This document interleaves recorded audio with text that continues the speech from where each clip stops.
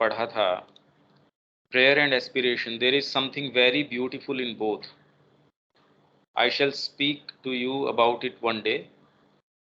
I shall tell you what there is in aspiration and what in prayer, and why both of them are beautiful. अभीप्सा के अंदर और प्रार्थना के अंदर दोनों में ही एक बहुत ही सुंदर चीज़ है, पर दोनों के अंदर अंतर है। इंटरचेंजेबली आप एक को एस्पिरेशन और एक को प्रेयर, ये इंटरचेंजेबली नहीं काम में ले सकते। Some dislike prayer if they enter deep into their heart. They would find it was pride. Worse than that, vanity. अगर डीप इनटू देयर हार्ट अगर कोई एंटर करके ये देखता, कुछ को प्रेयर इसलिए अच्छी नहीं लगती क्योंकि कोई प्राइड है, कोई वैनिटी है जो उनको ऐसा करने से रोकती है, क्योंकि वो अपने से अलग किसी दूसरी सत्ता को स्वीकार ही नहीं करते। And then there are those who have no aspiration. They try and they cannot aspire. It is because they do not have the flame of the will. It is because they do not have the flame of humility. Both are needed. There must be a very great humility and a very great will to change one's karma. ये तो सारा हमने कर लिया था। और prayer और aspiration, इसके अंदर भी मैंने प्रैक्टिकल अंतर बताया था। ये ही दो जगह मैं पढ़ देता हूँ। एक तो माँ का एक अलग जगह है, ये हिंदी के अंदर भी है, जो हमारी पुस्तक है जीवन का सच्चा लक्ष्य भाग 2, उसका पेज है 45। अभीप्सा एवं कामना अथवा मांग, एस्पिरेशन और डिजायर के अंदर क्या अंतर है? अभीप्सा में एक ऐसी चीज होती है जिसे मैं निस्वार्थ ज्योति कह सकती हूँ, जो कामना के अंदर नहीं होती। कि आप कैसे पता लगाएं कि यह अभीप्सा है या कामना है? मैं ये चीज चाहता हूँ या मैं ये अभीप्सा करता हूँ, ये हम कैसे डिफ्रेंशिएट करें? ये विवेक कैसे हो? तुम्हारी अभीप्सा स्वयं की ओर पीछे लौटना नहीं है। मतलब अगर अभीप्सा है वो लौट के खुद की ऊपर नहीं आती, और जबकि कामना में सदा ही स्वयं अपनी ओर लौटना होता है। आपको कोई चीज की मांग है, पर अगर ये कह दिया जाए कि ये आपको नहीं मिलेगा, उसका जो रिएक्शन है वो आप बारीकी से साइकोलॉजिकली देख सकते हैं कि क्या उसके अंदर आपके जो रिएक्शंस हैं वो खुद को लेके हैं कि आपकी कामना की पूर्ति न हो तो उसका अपना रिएक्शन होता है। अभीप्सा को ऐसा कोई रिएक्शन नहीं है क्योंकि उसका उद्गम एक अलग स्थान से है। शुद्ध मनोवैज्ञानिक दृष्टि से, साइकोलॉजिकली, प्योरली साइकोलॉजिकल दृष्टि से सर्वदा ही अभीप्सा एक आत्मदान है। अभीप्सा है वो सेल्फ ऑफरिंग की ओर मूवमेंट है, जबकि कामना सदा एक ऐसी चीज होती है जिसे मनुष्य अपनी ओर खींचता है। अभीप्सा एक ऐसी चीज है जो अपने आप को दे देती है, आवश्यक रूप से विचार के रूप में नहीं, अपितु क्रिया में, स्पंदन में, प्राणिक आवेग में। मतलब ये सोच के ये नहीं देती, विचार के रूप में नहीं देती अभीप्सा कि मैं दे रही हूं, ऐसा विचार हो, ये कोई आवश्यकता नहीं है। स्वतः एक भाव हो सकता है दे देने का, उसमें उसको आनंद महसूस हो सकता है, उसको वो क्रिया करने में बहुत आनंद का भान हो सकता है, यट उसको ये कोई भान न हो कि मैं दे रहा हूं, देने का कोई भान न हो, उसको स्वतः आनंद है उस चीज के अंदर। देना क्या है? जनरली तो कि मैं दे रहा हूं, मैं ये कर रहा हूं, ये भान अगर है तो आपके जो आत्मदान है उसको वो दूषित कर देता है। सच्ची अभीप्सा मस्तिष्क से नहीं आती। आप सोच समझ के अभीप्सा जो है, बुद्धि से मैं इसकी अभीप्सा करूं, ऐसा नहीं है। जब यह किसी विचार के रूप के द्वारा निर्मित होती भी है तो भी यह एक लौ की तरह हृदय से फूट पड़ती है। मतलब ये विचार के अंदर अगर रिफ्लेक्ट करती है तो विचार का रूप ले लेती है, वो उसका उद्गम स्थान नहीं है। हो सकता है ये विचारों के अंदर जाए तो विचार का रूप ले ले, भावनाओं में जाए तो भावनाओं को जो है उद्दीप्त कर दे, शरीर के अंदर जाए तो शरीर जो है उससे मूव्ड हो क्रिया करने के लिए, पर उद्गम उसका आधार वो एक गहरे स्थान से है, मस्तिष्क से, प्राण से, इनसे नहीं है। यही अभीप्सा का यथार्थ स्वरूप है। तुम उसको आकार देने का प्रयास नहीं करते, वह एक तैयार लौ की तरह तुम्हारे अंदर से धधक उठती है। यदि शब्द होते भी हैं, कभी कभी कोई भी शब्द नहीं होते, तो उन्हें परिवर्तित नहीं किया जा सकता। मतलब कि अगर अभीप्सा के अंदर आपने प्रेयर के रूप में आपकी अभीप्सा को किसी भी तरीके से शब्दों में फॉर्मुलेट किया, जैसे कि माँ ने अपनी प्रार्थनाओं को फॉर्मुलेट किया है प्रार्थना और ध्यान के अंदर, तो ये अगर शब्दों में अपने आप को ढालते हैं, जबकि कभी कभी शब्द नहीं होते, अभीप्सा अपने आप के अंदर एक तरीके की लो है, एक तरीके का स्पंदन है, उसमें शब्द हों ये आवश्यक नहीं है। पर अगर शब्द हैं तो उन्हें परिवर्तित नहीं किया जा सकता कि ये हम आर्बिट्रेरीली ये शब्द काम में लें या वो शब्द काम में लें, ऐसा नहीं है। वो बिल्कुल तय, निश्चित, निर्धारित शब्द हैं। तुम एक शब्द के स्थान पर दूसरा शब्द नहीं रख सकते। एस्पिरेशन नहीं, ये, और अगर आपको इंट्यूशन है कोई चीज़ की, तो आप कहोगे कि इसकी बजाय दूसरा शब्द आप रिप्लेस कर ही नहीं सकते। तो ये चीज़ कैसे समझाई जाए? ये तो अगर आपको इसका अनुभव है, आप पढ़िए माँ श्री अरविंद का लिटरेचर, आप पढ़ के देख लीजिए, आपको थोड़ा बहुत इसका पता लगने लगेगा। तुम एक शब्द के स्थान पर दूसरा शब्द नहीं रख सकते। प्रत्येक शब्द सर्वथा उपयुक्त होता है। जब अभीप्सा को आकार दिया जाता है तो वह रूप स्पष्ट रूप से, निरपेक्ष रूप से, परिवर्तन की किसी संभावना के बिना दिया जाता है। तो आपकी एस्पिरेशन कोई अगर शब्दों का रूप ले लेती है, अगर शब्दों के अंदर आप उसको फॉर्मुलेट करते हो, उसमें इतनी पावर है कि आप इंटरचेंजेबली कि ये शब्द की जगह मैं ये रख देता हूं, ऐसा नहीं हो सकता उसमें। ये तो आपने अगर कभी महसूस किया हो तो ये चीज जान सकते हैं आप। और यह सदा ही कोई ऐसी चीज होती है जो एकाएक उमड़ पड़ती और अपने आप का उत्सर्ग कर देती है, मतलब ऑफर कर देती है, अपने आप को दे देती है, जबकि मांग का स्वरूप मात्र ही होता है चीजों को अपनी ओर खींचना। तो डिजायर और एस्पिरेशन, इन दोनों के अंदर एक फंडामेंटल ये अंतर है। अच्छा, अब एस्पिरेशन और प्रेयर, जो पिछली बार जैसे शब्या जी पूछ भी रही थी, तो जो मैंने कहा एग्जैक्टली वो ही बात आज मैं पढ़ रहा था एक जगह। ये है वॉल्यूम 5 माँ का, the great power of A spontaneous and unselfish prayer. सहज रूप से, स्वतः स्फूर्ण रूप से जो प्रेयर आती है, प्रार्थना है, अनसेल्फिश, निष्पक्ष रूप से, अपने ऊपर उसको डबल करके प्रेयर नहीं, ऐसी प्रेयर जो स्पॉन्टेनियसली आप में स्प्रिंग अप कर रही हो, उसके अंदर कितनी विशाल शक्ति है उसके बारे में माँ कह रही है। वन में have an aspiration in all the domains. आपकी सत्ता के हर भाग में, हर स्तर के अंदर आप में एस्पिरेशन हो सकती है, but the very centre of aspiration is in the psychic being. पर उसका जो वास्तव में केंद्र है, उसका जो स्थान है, वो है आपके चैत्य सत्ता, चैत्य पुरुष। Whilst one may pray in all the domains, उसके प्रभाव से कुछ में माइंड विकसित नहीं है, कुछ में आपकी भावना उतनी विकसित नहीं है, शारीरिक माध्यम से उसको वो कार्य करना बहुत अच्छा लगता है।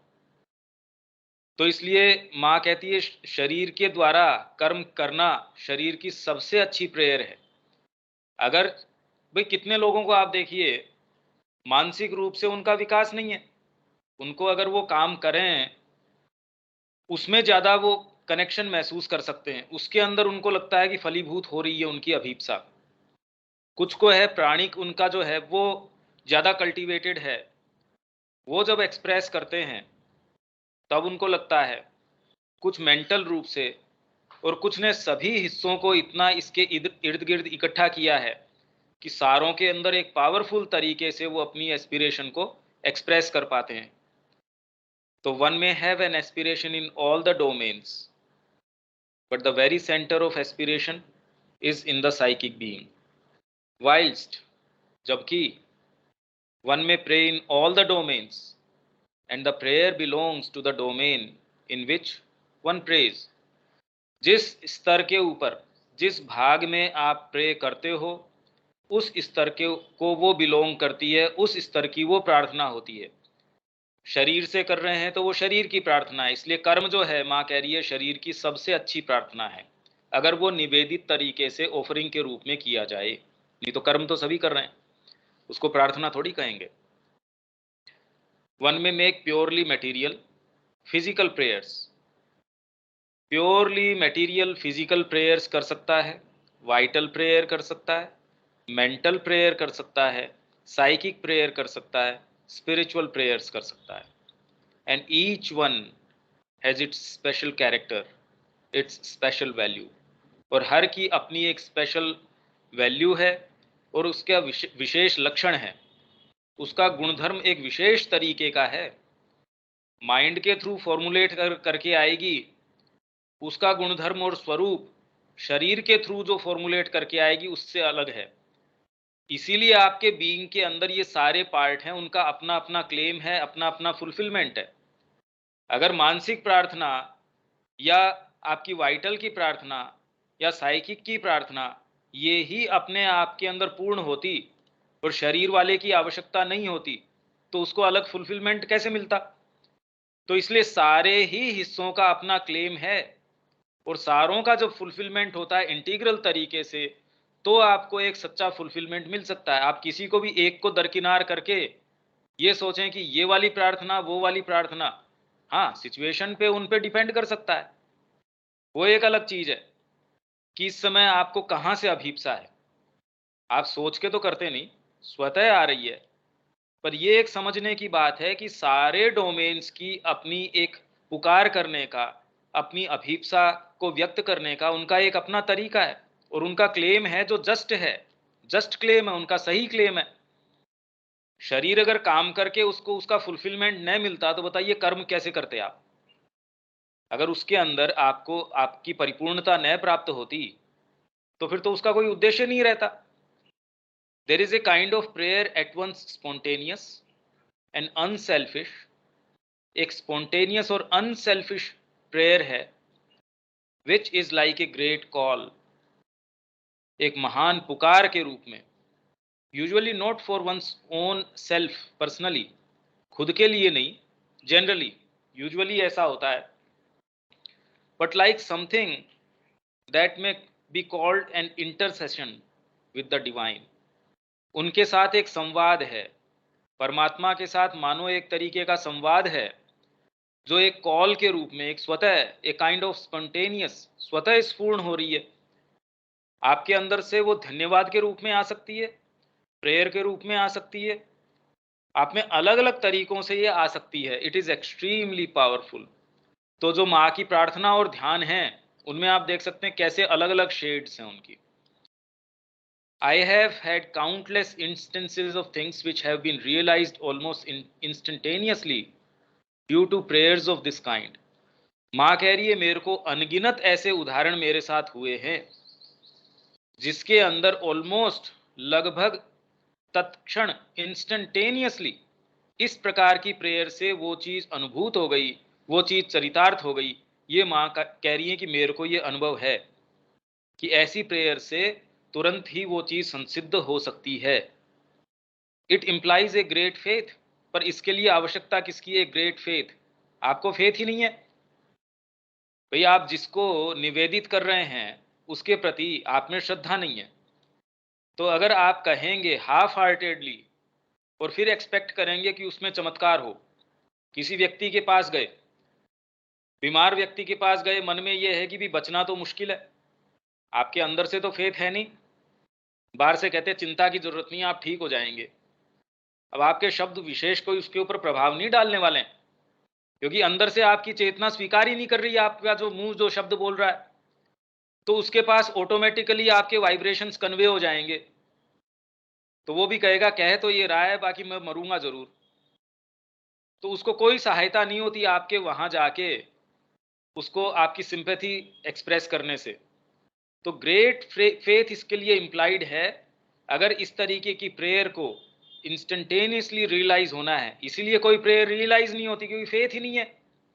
माँ ऐसा कर दे, एक कोई कॉर्नर के अंदर एक चोर घुसा रहता है, वो कहता है भी ठीक है प्रेयर कर तो रहे हैं, बाकी होगा नहीं होगा पता नहीं, मेरी सुनी जाएगी नहीं सुनी जाएगी। A great order, a great sincerity, a great simplicity of heart also, ये सारी चीजें हों तो प्रेयर इफेक्टिव है। पर इसका मतलब ये नहीं आदमी इससे तोले कि मेरी इफेक्टिविटी बनाने के लिए ये हो, भाई ये सारा एक मैकेनिज्म अलग तरीके का है। Something that does not calculate, does not plan, does not bargain, does not give with the idea of receiving in exchange. For the majority of men give with one hand, एक हाथ से देते हैं, hold out the other to get something in exchange. आप बारीकी भैया से कौन आपको सा देखिए, पढ़ रहे हैं? पेज क्या पढ़ रहे हैं हम? ये अभी नहीं है, अपन जो आपको रेफरेंस में बता दूंगा, ये तो वॉल्यूम 5वां है। हाँ, वॉल्यूम अगर ये 5वां ही निकाल लो। हाँ, उसका 141 42, ये एक ही पैसेज अब थोड़ा बाकी है, 143, बाकी अच्छा अपन। ठीक है भैया, पूरा कीजिए। But there are others of this kind I have described, acts of thanksgiving। अब आ गई ना वही बात, मैंने ये पढ़ा भी नहीं था, पर ये भाव अगर आपके अंदर हो, मतलब वो प्रेयर का रूप ले सकता है, थैंक्स गिविंग का रूप ले सकता है, a kind of canticle, and these are very good. आप जब इंटरसेशन में, संसर्ग में, संपर्क में हैं, भाई उस समय आपकी साइकोलॉजिकल स्थिति कैसी है, रोज तो एक जैसी नहीं होगी। आप उस संपर्क में किस तरीके से उसको और मधुर बना सकते हैं, वो संपर्क में आप क्या कर सकते हैं, ये सारी ही चीजें होंगी। और उसमें मैं का जो भान है, मेरे साथ ये कर दो, मैंने ये किया, ये कोई भी ऐसा भान होता ही नहीं, ऐसी चीज नहीं होती। जिसने भी ये महसूस किया है या जिसने इस चीज की एक हैबिट कल्टीवेट की है, डायरी लिखने की, कुछ समय संवाद करने की, या श्री अरविंद की पुस्तक पढ़ने के अंदर अपने आप को कि कितना समय आप उसमें दे रहे हैं, कैसी चीज में जाते हैं, उसमें मैं है, ये कोई भी चीजें रहती नहीं। एक आप इम्पर्सनली भी कोई चीजों को देख सकते हैं। तो अनसेल्फिशनेस जो वो बोल रहे हैं, उसमें ये है कि आपका जो पर्सन है वो इतना इंपॉर्टेंट नहीं रहता। भाई यही तो आपकी कला जो है वो करती है।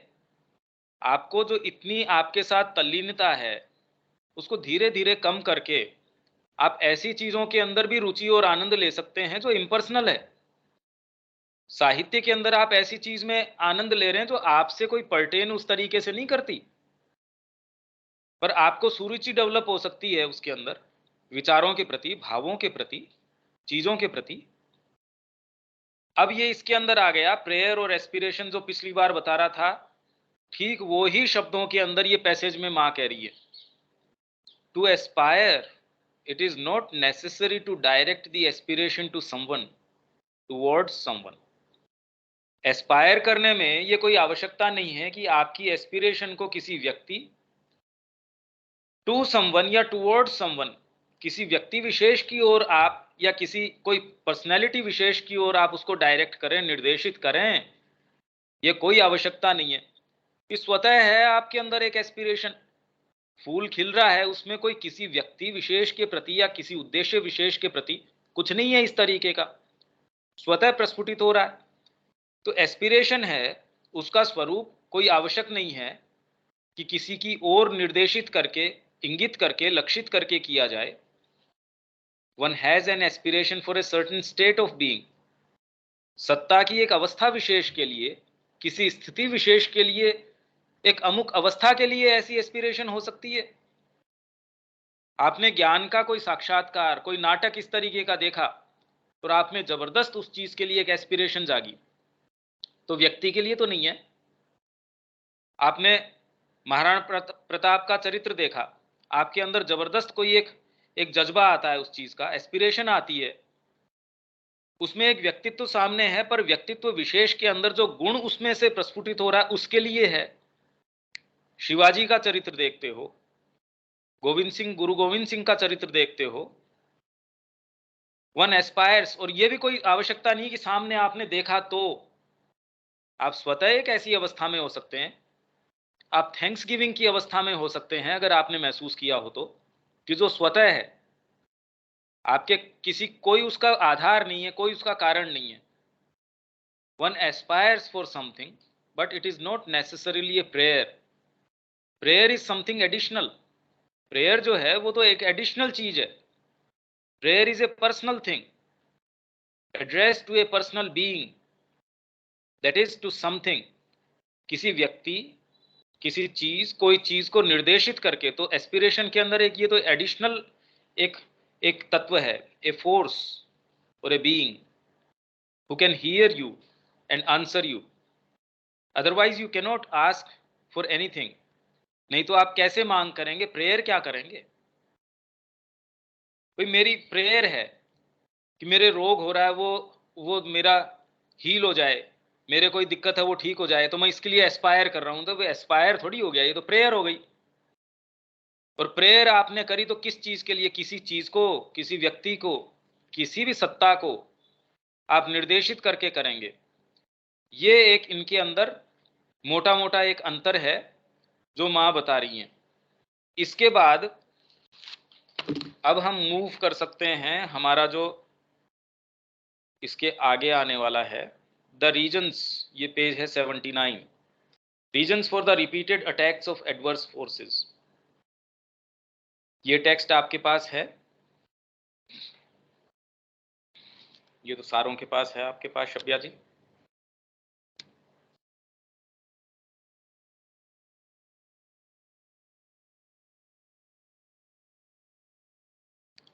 सेवेंटी 79 के ऊपर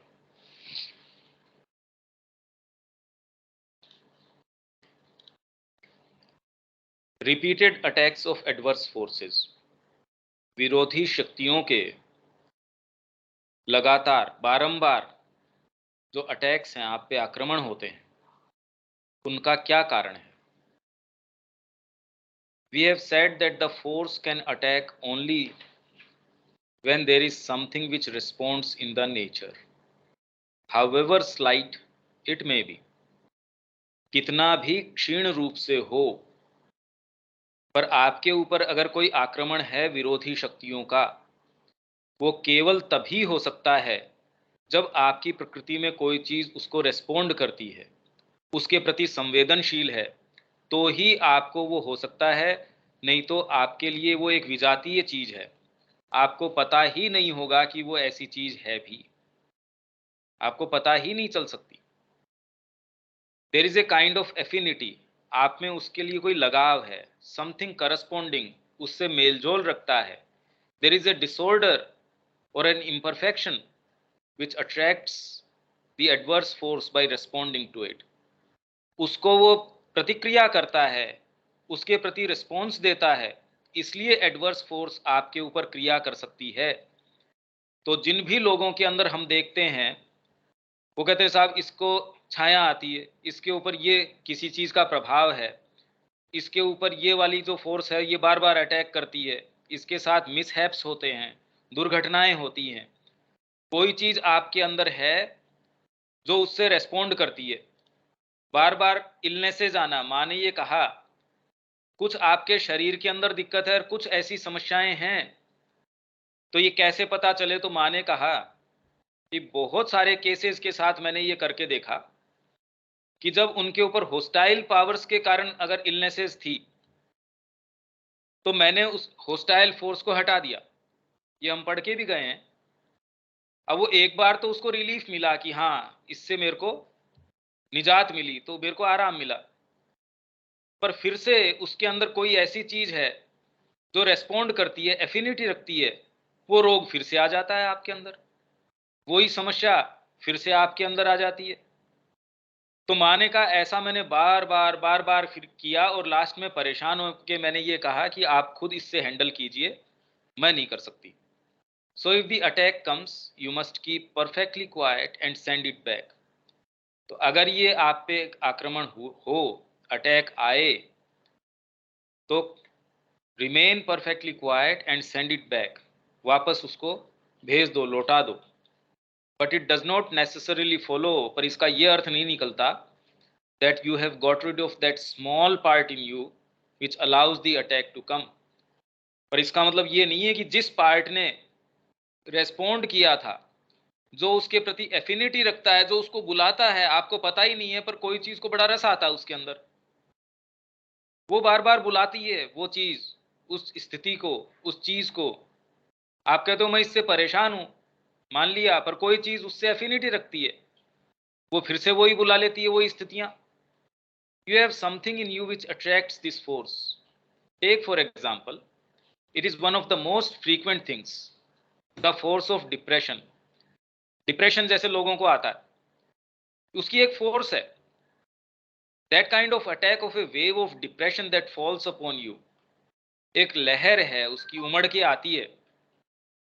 You lose confidence, you lose hope, you have the feeling you will never be able to do anything।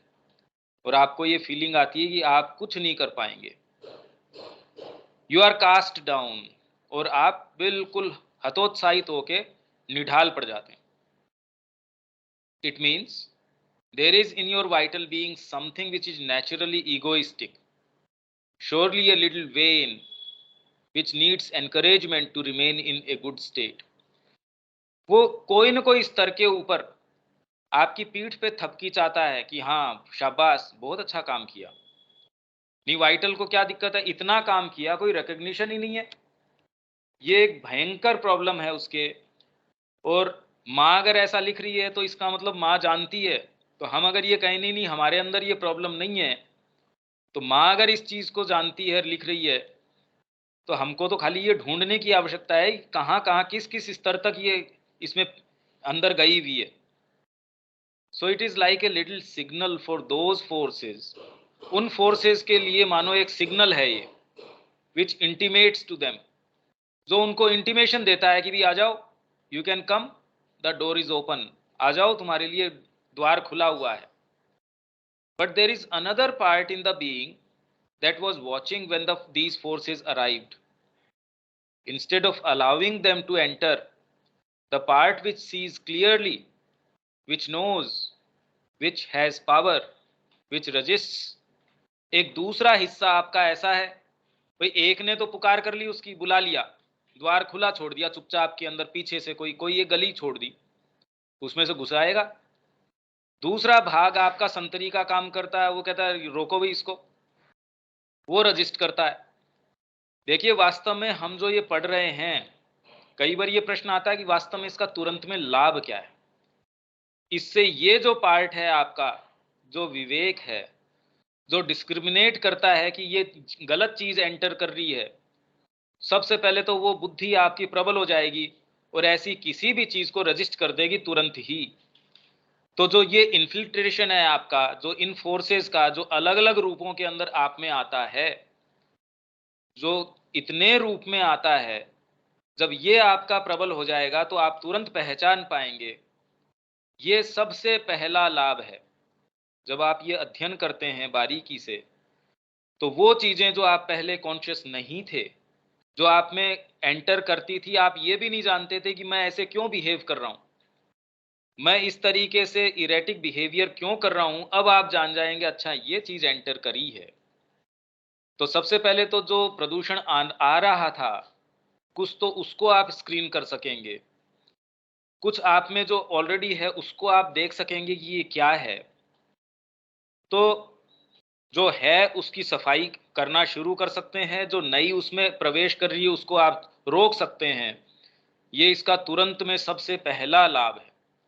No, I do not want it, it is not true, I do not want it, and sends them back, और ऐसा करके वापस लौटा देता है। But you have not necessarily been cured of the little thing within you which permitted them to come. पर इससे उस भाग के ऊपर अभी असर नहीं पड़ा जिसने गेट खोल रखा है। बस ये है कि जो वहां से घुस रहे थे, तुमने उनको खदेड़ दिया, घुसने नहीं दिया। पर जो गली खुली थी, जो मार्ग खुला था, वो अभी भी भरना बाकी है, वो अभी पूरा काम नहीं हुआ है। बस ये है कि उसमें जो इन्फिल्ट्रेशन था उसके ऊपर आपने कुछ अंकुश लगा दिया। You must go very deep with in,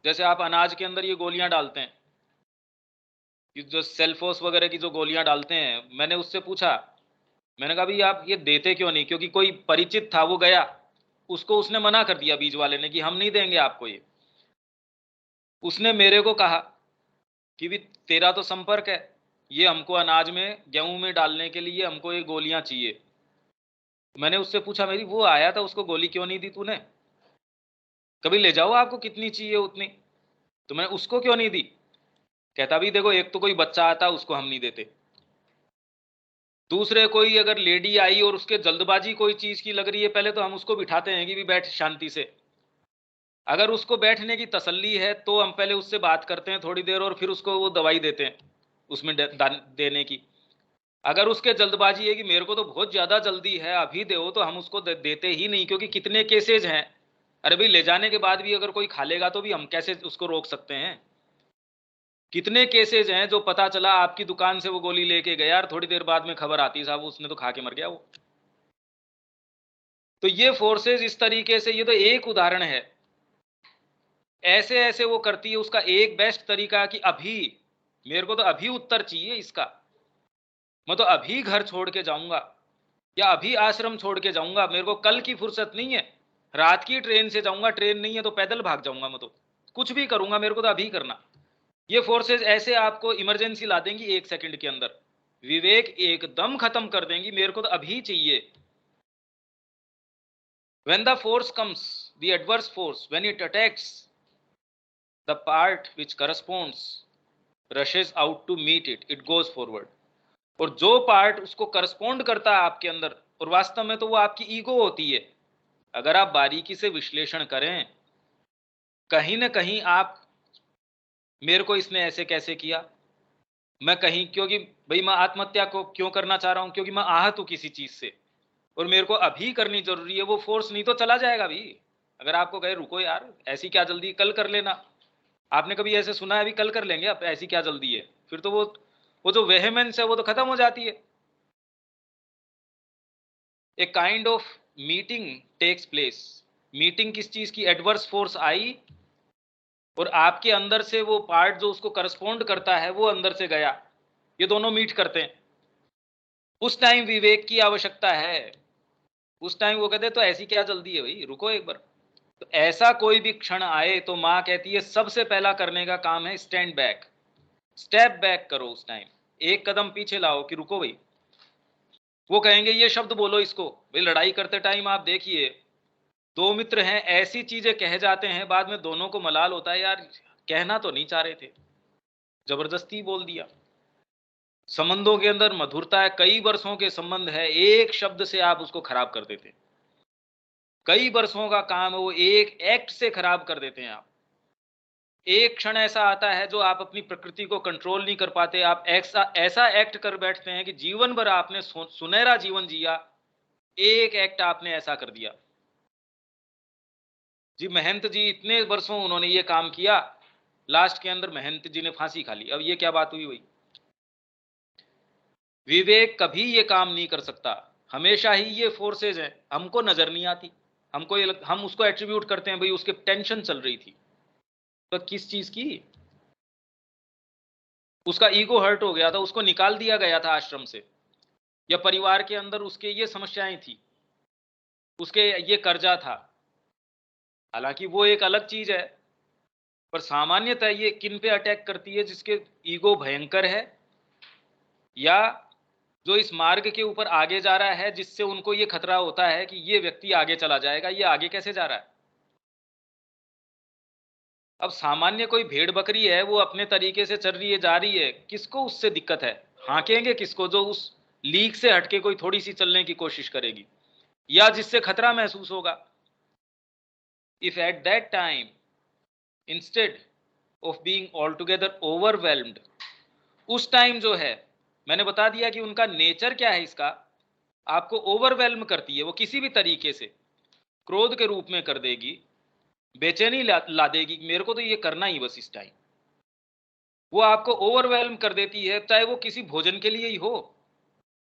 आपको अगर किसी मिठाई के लिए तृष्णा है, मानेगा 3 से 4 दिन तक लगातार एक ऐसा प्रेशर बना रहा, उन फोर्सेस का कि आपको तो ये खानी ही पड़ेगी, और मैंने रजिस्ट किया, फिर जीवन भर कभी वो फोर्सेस आई नहीं तंग करने के लिए, पर 3 या 4 दिन तो कहा नरक बना दिया जीवन को। और टेकन बाय सरप्राइज, अचानक कि आपके मुंह से कोई चीज स्लिप कर गई ऐसी, या कोई आप ऐसा एक्ट कर गए, वो आपने भी कहा रे ये क्या एक्ट किया अब हमने, आउट ऑफ जेलेसी कर दिया, आउट ऑफ एंगर कर दिया, आउट ऑफ ग्रीड कर दिया, आउट ऑफ लस्ट कर दिया। पर कहीं ना कहीं मैं ईगो, वो ईगो आपके फिजिकल हो सकता है, वो वाइटल का हो सकता है, वो माइंड का हो सकता है, वो ऐसा ईगो आके उसमें रस लेता है, वो इस चीज को स्प्रिंग अप करता है। ये बारीकी से हमको देखने की आवश्यकता है। अगर ये ऐसी चीज हो ही नहीं तो ये चीज आपको ओवरवेल्म नहीं कर सकती, आपको अभिभूत नहीं कर सकती, ये आप पे अधिकार नहीं कर सकती। एंड ऑफ योर गार्ड, जब आप गार्ड पे नहीं थे, आप सचेत सतर्क नहीं थे, तब पकड़ लेती है आपको। आप नींद में हैं, अचानक कोई चीज आ गई, आप बैठे हैं शांति से, कोई फोन कॉल आया, आप मशगूल हैं, कोई बहुत अच्छा लिटरेचर भी पढ़ रहे हैं, अचानक कोई फोन आया, ऐसा फोन जो आपको बिल्कुल विचलित कर देता है, आप 1 सेकंड भी स्टेप बैक नहीं कर पाए, आप तुरंत उसके क्रोध में, अगर क्रोध का फोन है तो क्रोध के वाइब्रेशंस में आ गए, भय का फोन है भय के वाइब्रेशंस में आ गए, आप ओवरवेल्म्ड हो जाते हो। You observe very closely what it was with in you that vibrated. आप में ऐसी कौन सी चीज थी जिसने सामने से आई चीज के प्रति स्पंदन पैदा कर दिए, उसी के तरीके से नाच उठी। It makes the sound tat tat tat, ये साउंड है। मतलब कहने का मतलब नहीं कि आप कान लगा के सुनो, तो इस तरीके की एक साइकोलॉजिकल परीक्षण है ये। अनदर थिंग हैज एंटर्ड, कोई एक दूसरी चीज आप में एंटर करी है। कहीं ना कहीं आपका मैं जो है वो उसमें ब्रीच हुई है, कहीं ना कहीं कोई आपकी एक ऐसी चीज है जहां किसी चीज को टच हुई है, मूव हुई है, चाहे वो आपके परिवार को लेके हो, आपकी खुद की सिक्योरिटी को लेके हो, आपके चेरिश्ड आइडियाज को लेके हो, कि अरे ये क्या हुआ, ये चुनावों के नतीजे किस तरीके के आए, वो तो आपके पर्सनल सेल्फ से संबंधित भी नहीं है, पर आपके एक सर्टेन विचार हैं कि भाई ये नहीं होना चाहिए। उसको एक स्टार्टिंग पॉइंट बना के कोई चीज एंटर कर जाएगी आपके अंदर। जैसे एक तपस्वी थे, 50 बरस तक उन्होंने, पहले कोई 50 वर्ष पहले उनको कोई कुत्ता खा गया, अपने योग शक्ति से उन्होंने उसके कहा कि कोई खास बात नहीं है, मेरे को इसका इंजेक्शन वगैरह लेने की आवश्यकता नहीं है, बिल्कुल तसल्ली से थे। अचानक उनको 50 साल करीब बाद में कोई क्रोध आ गया, तब उन्होंने अपने शिष्यों को कहा भी अब मेरा मरना तय है। उन्होंने कहा क्यों? उन्होंने कहा इतने वर्ष मैंने इसको चीज को रोक रखी थी अपनी तपस्या से, अब एक चीज ये एंटर कर गई, ये तो अपना काम करेगी, वो करेगी। तो ये ऐसी चीजें हैं, वो अनअवेयर्स आपको कैच कर लेती हैं, और ये किसी को नहीं छोड़ती, किसी को भी नहीं छोड़ती ये। You send away the to together, आप दोनों को ही, दोनों दोनों कौन से? एक तो जो बाहर से आया, और एक आपके अंदर से उसको जो वाइब्रेट करता है उस वाइब्रेशन पे, उन दोनों दोस्तों को कहते हो भैया आपसे हाथ जोड़े दोनों से, आप दोनों चलो। The part that attracted and the thing it attracted, ये दोनों ही, जो आकर्षित हुआ, जिसने आकर्षित किया, इन दोनों भागों को आप हाथ जोड़ के कहते हो भैया दोनों चलो, मेरे को आपको दोनों की आवश्यकता नहीं है। They are sent away and you are absolutely clear. पर ये किस व्यक्ति के ऊपर लागू होती है? और अभी आप ये प्रक्रिया जान के भी, शुरू कौन करेगा इस प्रक्रिया को? अगर आप कामना की गोद के अंदर हैं, आपका जीवन अगर उसी आधार के ऊपर है, तब तो आप ये बात करेंगे नहीं। ये बात तो खाली वही व्यक्ति करेगा जो आत्म पूर्णता चाहता है, सेल्फ परफेक्शन की लाइन के अंदर है, जो अपने आप को परफेक्ट करना चाहता है, वही करेगा ये बात। नहीं तो आप सारे दिन सामान्य जीवन के अंदर प्रयास किस चीज का है कि आज मैंने इस स्तर पे कामनाओं को फुलफिल किया, कल मेरी एस्पिरेशन इस चीज की है। एस्पिरेशन एक सामान्य अर्थ के अंदर, आज मेरे पास ये वाली कार है, कल मेरे पास ये वाली होगी। तो वहां तो ऐसी कोई चीजों का प्रश्न ही नहीं है। उनमें भी आप देखते हैं कि जिनमें ज्यादा ईगो है, ज्यादा एम्बिशन है, उनमें कहीं न कहीं कोई चीज, और कोई चीज है जो इससे रिस्पोंड करती है तो उनको कोई चीज आके पकड़ लेती है और वो पागल हो जाते हैं। आप ये बारीकी से देख सकते हैं। भाई एक पागलपन है जो आपके सिर में चोट लगी, वो एक फिजिकल डीअरेंजमेंट है, वो एक अलग बात है, वो तो एक मेडिकल केस हो गया। पर ऐसा आपके साथ कोई चीज नहीं है। फिर जब ऐसी ईगोइस्टिक आपकी नेचर के कारण जब इस तरीके की हिस्टीरिया है, पागलपन है, वो जब आता है, वो बेसिकली इनके प्रभाव से है। ये माँ अलग जगह बहुत स्पष्ट तरीके से बताती है। For that you must be very vigilant. आपको बहुत सचेत रहना पड़ेगा, सतर्क रहना पड़ेगा। एंड हैव ए लिटिल करेज। और साथ में साहस की भी आवश्यकता है। भाई क्या करें, मेरे अंदर तो ये चीज आ रही है, साहस नहीं रह पाता।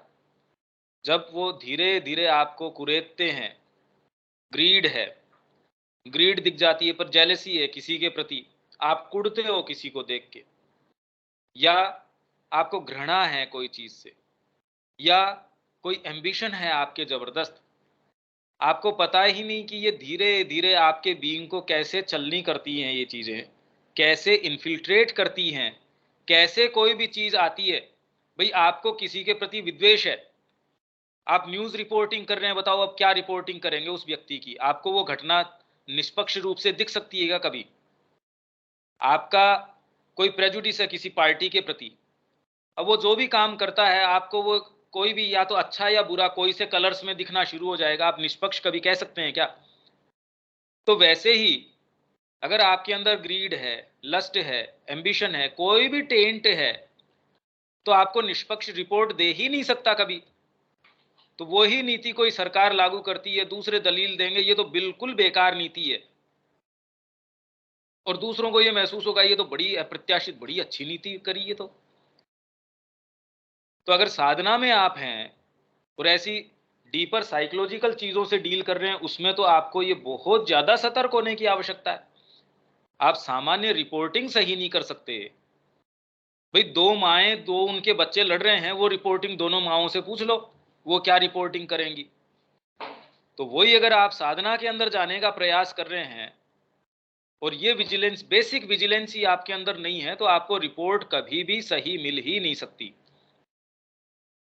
In the sense that at times you have to grip it hard and then pull it out. It hurts a little.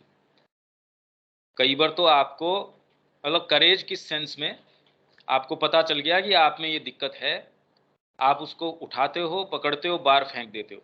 आपने किसी को गलत शब्द कहे, आपको तुरंत महसूस हो गया अंदर से, आप एक स्पष्ट तरीके से जाते हैं कि भाई ये गलती हो गई। आप बोल सकते हैं, अनअवेयर से आपको कोई भाव ने पकड़ लिया, पर उसको आप तुरंत ही निष्पक्ष तरीके से जाके नहीं भी ये मैं स्वीकार करता हूं, ये मैंने गलत किया। अगर आप ऐसा कर पाए तो तुरंत तुरंत आप देखेंगे कि आप कितना असेंड कर गए, एक साथ आप कितनी सीढ़ियां चढ़ गए। And then you throw it out along with the forces you send away. After that it is finished.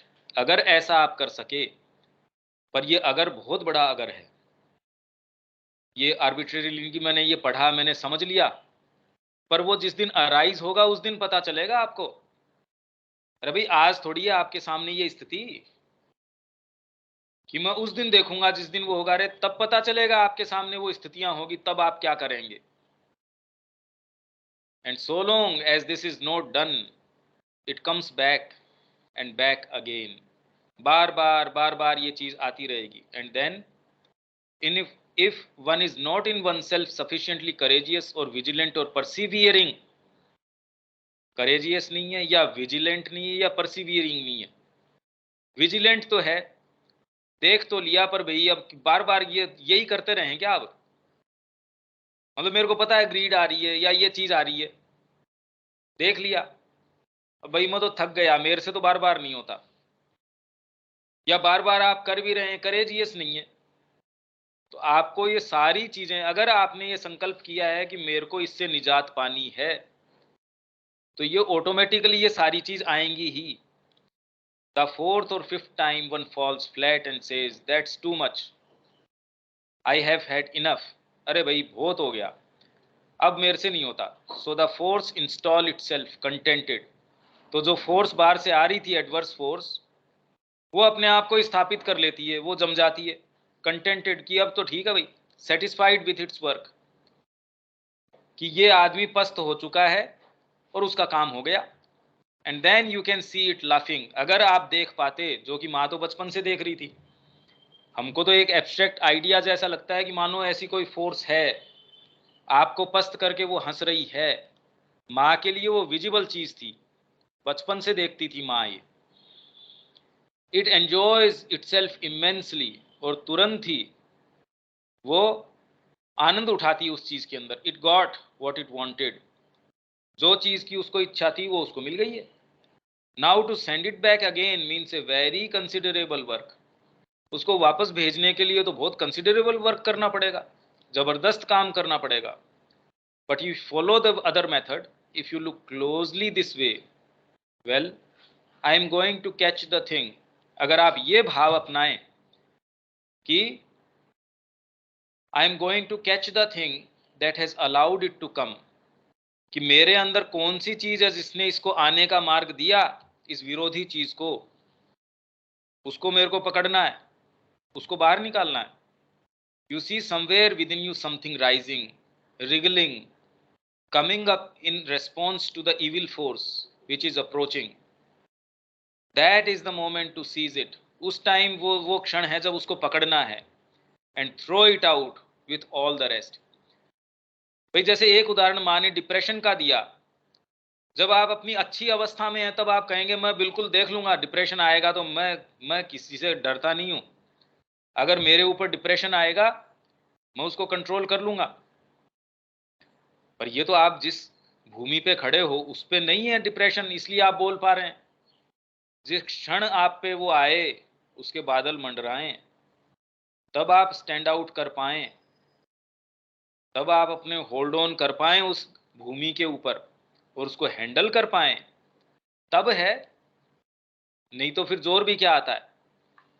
भी वास्तव में आपकी नींव कितनी मजबूत है, ये तो उसके ऊपर निर्भर करेगा कि अदरवाइज उसके जो कोई भी चीज है उसको हिलाने की, वो कितनी ताकतवर है। आप नॉर्मल एक दिन पे हैं और आपकी नींव मजबूत है, तो उसको तो क्या दिक्कत है, भूकंप आ रहा है, कोई आपदा है, तब आपकी नींव अनशेकेबल है तो पता चलेगा। अभी तक की बात मेरे ख्याल से प्लेन है, प्लेन मतलब अर्थ के अंदर है, पर ये ऐसी चीज है जो ज्यादा हम रिलेट टू कर पाएं या नहीं कर पाएं ये तो मुश्किल है। यहां तक कोई बात, कोई दिक्कत है क्या शब्या जी, विवेक?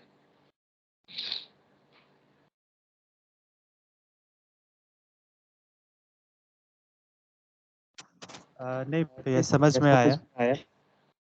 एक चीज प्रश्न आ रहा है कि जैसे एडवर्स फोर्स जब हमारे ऊपर अटैक करती है तो हमारे अंदर कुछ ऐसी चीजें हैं जो उसको रिस्पॉन्ड करती है, तभी वो चीज हमारे ऊपर अटैक कर पाती है। तो ये सारी चीजें ऑलरेडी हमारे अंदर है, जो एक समय में वो एक्टिव होता है, फिर उस चीज को कॉल करे, फिर वो ऊपर से रिस्पॉन्ड करे। हाँ, अगर वो एफिनिटी नहीं है तो एक तो उसका जो जोर है वो खत्म हो जाएगा, वो आप पे अटैक तो कर लेंगी पर उनको कोई रेस्पॉन्स नहीं मिलेगा। भाई ये नहीं कह रहे कि अटैक संसिद्ध तब होता है, भाई आपने चेक काट के दे दिया, बैंक बंद है, आप तो चेक 20 काट के दे दोगे आज, पर पैसा तो तब निकलेगा जब बैंक के अंदर आपका खाता भी होगा या वास्तव में कुछ होगा उसके अंदर और बैंक खुली भी होगी, सारी प्रक्रिया होगी, जब जाके पैसा मिलेगा। तो अटैक तो व्यक्ति के ऊपर हो ही सकता है, पर अटैक का वास्तव में संसिद्ध हो पाएगा या नहीं हो पाएगा, अंदर कोई चीज उसको रेस्पॉन्ड ही नहीं करती, द्वार पे आएगी, खटखटाएगी, वापस चली जाएगी, ज्यादा कुछ आपका कर नहीं पाएगी। वो जम के तब बैठ सकती है जब अंदर से कोई चीज उसको पुकारती है और वो पोसती है उसको, उसको सिंहासन के ऊपर बिठा दिया, हाँ भाई ये चीज बढ़िया है, ये तो मेरा अहंकार है इसलिए बढ़िया है, तो लाओ इसको बिठाओ, इसको पोषित करो। तो बाहर से वो चीज नहीं है वाली बात नहीं है भी। मां को उन शक्तियों ने फ्री छोड़ दिया पर वो होने से थोड़ी रह गई। मां को 5 वर्ष की उम्र के अंदर जब उन्होंने कहा कि मेरे ऊपर वो ग्रीड का जबरदस्त प्रेशर रहा कुछ दिन तक, पर जब मैंने उसको रजिस्ट किया और ओवरकम कर लिया तो जीवन भर के लिए उन्होंने मेरे को मुक्त छोड़ दिया। तो मां को छोड़ दिया, होने से थोड़ी रह गई, और दूसरों को तो फिर भी प्रताड़ित कर रही है। तो वैसे ही अगर आपके अंदर कोई चीज रिस्पॉन्ड नहीं कर रही है तो वो स्टेशन नहीं ले पाएगी। आप पे प्रहार करने का अगर उसका मंसूबा है, आपको ज्यादा वो टच नहीं कर सकती। पर कौन है हमारे अंदर जो ये कहे कि उसके अंदर ये पार्ट्स नहीं है?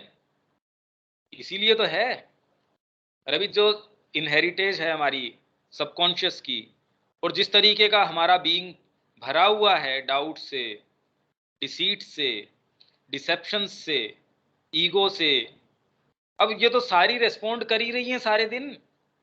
तो हम में से कौन ऐसा कहे जो तत्वतः भी ये कहे कि साहब हो तो, अरे तो की बात नहीं है।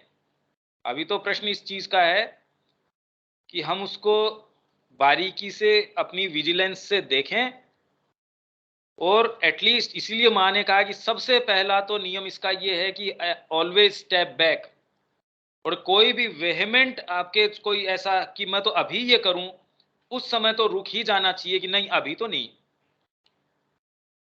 ऐसा नहीं कि सामने कोई टेररिस्ट है गोली चला रहा है उस टाइम ये बात, ये भी आपको समझनी पड़ेगी कौन से बात में क्या है। कोई बच्चे के ऊपर किसी ने, कुत्ते ने अटैक किया और आप कहो मैं 5 मिनट विवेक से सोचता हूं, ये उस पर लागू नहीं हो रही। उस समय तो आपको प्रतिक्रिया करनी ही है। ये शरीर अगर आपकी पूछता, रिफ्लेक्स एक्शन अगर नहीं होता तो आप 2 दिन क्या 1 क्षण जिंदा नहीं रह सकते। हार्ट अगर आपकी पूछ के पंप करता ब्लड को, तो सोचो आपकी कितनी टेंशन हो जाती कि हार्ट बंद हो जाएगा, कि आपकी पूछे बिना वो हार्ट नहीं चलेगा, आप सो नहीं सकते थे। तो रिफ्लेक्स एक्शंस तो हैं ही। आपके सोचे समझे बिना कितना भी ज्ञानी व्यक्ति हो परिवार के अंदर, या कोई नियर एंड डियर है, मृत्यु हो जाती है, उसके सेंसेस ओवरवेल्म हो जाते हैं, उसको पता ही नहीं क्या करना चाहिए। अर्जुन को पता नहीं था कि वो जहां जा रहा है वो कौन मिलने वाले हैं वहां पे। ऐसा तो है नहीं कि वो जाके वो देखना चाह रहा था साहब अब बीच के अंदर रथ को स्थापित करो, अब मैं देखता हूं कि कौन कौन यहाँ आया है, कौन कौन इस धर्म क्षेत्र कुरुक्षेत्र इसके अंदर, जो धर्म क्षेत्र के अंदर आके कौन कौन यहाँ उपस्थित हुए हैं। वो इतना बेवकूफ था जो उसको यही नहीं पता था कि कौन आने वाला, किसको तो उसको मारना है और कौन उसके पक्ष के अंदर है। पर बुद्धि एक चीज है, सेंसेशन अलग चीज है। आपको पता ही नहीं कि कौन कब अराइज हो जाए। आप मां की ओर जा रहे हैं, आपने समर्पण कर दिया, जब सेंसेशंस की पुकार आती है भाई ये भोजन अच्छा नहीं है, पौंडीचेरी का वातावरण अच्छा नहीं है, डैम्प एटमॉस्फेयर है, मेरे को अस्थमा होना शुरू हो गया इससे, ये भोजन मैंने डॉक्टर से भी बात करी, वो डॉक्टर कहता आपको ये भोजन चलेगा नहीं। और वो डॉक्टर अगर नहीं बताएगा, वो खुद जाके दूसरे से पूछ लेगा, डॉक्टर साहब कभी ये भोजन तो दिक्कत नहीं कर रहा, क्योंकि उसके खुद के मन में चोर है। तो आप ये कह रहे हैं कि वो हमारे अंदर है वैसी चीज रेस्पॉन्ड इसलिए कर रही है, वो तो अरे हम ये कौन है हम में से जो ये कहे कि नहीं है, वो तो चीजें भरी पड़ी हैं। हाँ, पर अगर हम एक प्रिंसिपल में समझना चाहें तो वो अटैक तो हो सकते हैं पर संसिद्ध नहीं होंगे, मतलब वो एक्चुअल में हो नहीं पाएंगे अगर आपके अंदर उस चीज से कोई करस्पोंडेंस नहीं होगी, तो आपके पास नहीं आएंगे। भाई इस धरती के ऊपर कितनी तरीके के जीव हैं, कितनी तरीके की चीजें हैं जो अलग वेवलेंथ के ऊपर रहते हैं, वो आपके थ्रू होके गुजर सकते हैं, आपको यही नहीं पता कि वो रह भी रहे हैं क्या। अगर कोई एक्सरे वेवलेंथ के ऊपर है, वो आपके थ्रू गुजर जाएगी, आपको पता चलता है कि यह है भी या नहीं है। तो वैसे ही उनका एक्शन हो रहा है या नहीं हो रहा है, अगर आप में कोई चीज करस्पॉन्डिंग न होगी, भी मेरे सामने ये लैपटॉप है मानिए, अगर मेरे अंदर आंखें न हों, या जिन जिन चीजों से मैं कॉग्नाइज कर पा रहा हूं इस चीज को, अगर वो सेंसेस हटा दिए जाएं, तो मेरे लिए है या नहीं है का कैसे प्रामाणिकता होगी? तो वैसे ही आपके अंदर वो कोई चीज करस्पॉन्डिंग नहीं होगी तो कोई चीज उससे रिलेट ही नहीं कर सकेगी, उत्तर कैसे देगी फिर बाद में? आपके अगर कान नहीं है, आपने शब्द नहीं सुना, तो आप कहेंगे तो कोई चीज उत्तर कैसे देगी? अरे उत्तर देगी ही क्यों? आपके तो कान ही नहीं, आपको पता ही नहीं, उत्तर दोगे किसका? कोई चीज आएगी तो उत्तर दोगे। तो वेवलेंथ ही अलग है। पर हम में से है कौन ऐसा जो ये कहे कि उत्तर नहीं देंगे? समस्या तो ये है ना भाई, हम ये अगर ये समझ भी लें तो इसका प्रैक्टिकल इंप्लीकेशन क्या होगा? कुछ नहीं। अगर आप ये कहें कि हमारे ऊपर अटैक इसलिए क्योंकि कोई चीज उसको उत्तर देती है, पर ये समझने के बाद भी हुआ क्या इस चीज से? करने का काम तो ये है भाई, इसको प्रैक्टिकली हम इंप्लीमेंट क्या करें इससे। वो विजिलेंस करो, विजिलेंस आएगी जो हम ये कर रहे हैं, ये जो मंथन है, ये उसी का तो तरीका है। नहीं तो लोग कहेंगे भी इससे आध्यात्मिकता नहीं, ये इससे थोड़ी कोई आध्यात्मिकता होगी। पर आध्यात्मिकता भाई आपकी ये तो एक डिफेंस मैकेनिज्म है। रात दिन आपके घर पे आके कोई कचरा डाल रहा है कि इससे थोड़ी परिवार चलेगा। हाँ ठीक बात है, परिवार उससे थोड़ी चलेगा, पर फिर भी आप अपने घर पे सेफ्टी मेजर्स तो लेते हैं, चाहे परिवार उससे न चलता हो। आंधी आती है, आप उसको झाड़ू भी निकालते हैं, आप रात को गेट बंद करके भी सोते हैं भी हर कोई नहीं घुस जाए। तो उस गेट से थोड़ी कोई परिवार चल रहा है, पर व्यवस्था का अंग तो है। तो आप में आप आध्यात्मिक रास्ते पे चलेंगे नहीं चलेंगे वो बाद की बात है, पर कम से कम ये इन्फिल्ट्रेशन हो रहा है आपके अंदर, ये ऐसी ऐसी चीजों का, अनवांटेड चीजों का, उस पे तो कुछ लगाम लगेगी। आप अपना कुछ बेटर जीवन, कुछ सेन जीवन तो जी पाएंगे। नहीं तो एक विचार आया, आज किसी पे क्रोध आया या भय ही आ गया, आपको अचानक इनसिक्योरिटी आ गई, आपने चीजें इकट्ठी करनी शुरू कर दी। सरकार ने कहा 10 दिन का लॉकडाउन है, आपने होर्डिंग करनी शुरू कर दी अपनी, आपने चीजें आपने इकट्ठी करनी शुरू कर दी कि अपने तो राशन पानी इकट्ठा कर लो। जैसे ही पूरे देश के अंदर ये बात आती है, राशन खत्म हो जाता है एक साथ ही, जबकि ऐसी कोई समस्या नहीं है। कौन सी चीज है वो? Sense of insecurity. वो एक भाव आया तो सारी चीज कैसे मूव कर रही है देख लो आप, कौन सी चीज आपको मूव कर रही है। हाँ भी विवेक, शब्या जी।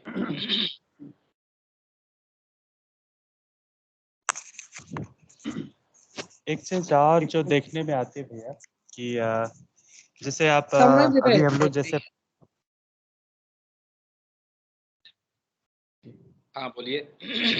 हाँ तो जैसे जब हम लोग कोई किताब पढ़ते हैं या हमारा एक ध्यान करने का खास समय है, उस समय कीजिए, तो उस समय एक स्पेशल जुड़ाव होता है और उनका जो सतत स्मरण है, एक प्रभाव है, वो रहता है। लेकिन जस्ट जैसे सुबह से बना हुआ है, शाम तक बना हुआ है, लेकिन ये ऐसा बार बार होता है कि शाम तक आपको ऐसे व्यक्ति मिल जाएंगे या ऐसे व्यक्ति का कॉल आ जाएगा, फिर आप बात करें, वो प्रभाव, वो सारा चीज खुद ब खुद समाप्त हो जाएगा। ये मतलब ऐसा बार बार होता है कि जब जब ऐसी प्रभाव होते हैं या ऐसा स्पंदन होता है जो हमारा उनसे जुड़ाव हो जाता है, वो जुड़ाव ऐसे लोगों से मिलने पर वो समाप्त हो जाता है।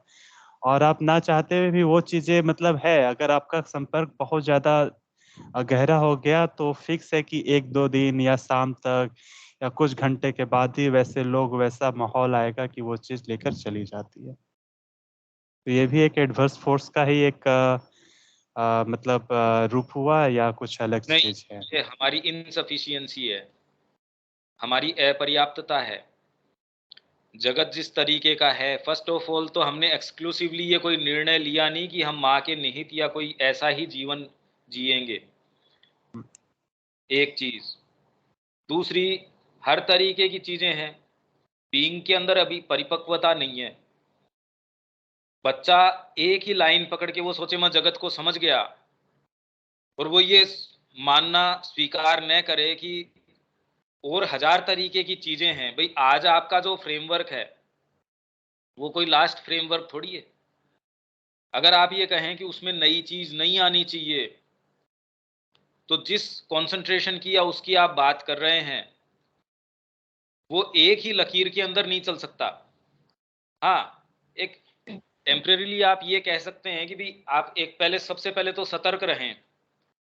ऐसा अगर व्यक्ति आता है तो आप में ये नेसेसरी पावर होनी चाहिए कि कैसी भी स्थिति को, कैसे भी व्यक्ति को, कोई भी चीज हो, आप उसको मोल्ड कर सकें अपने जीवन के उद्देश्य के अनुकूल।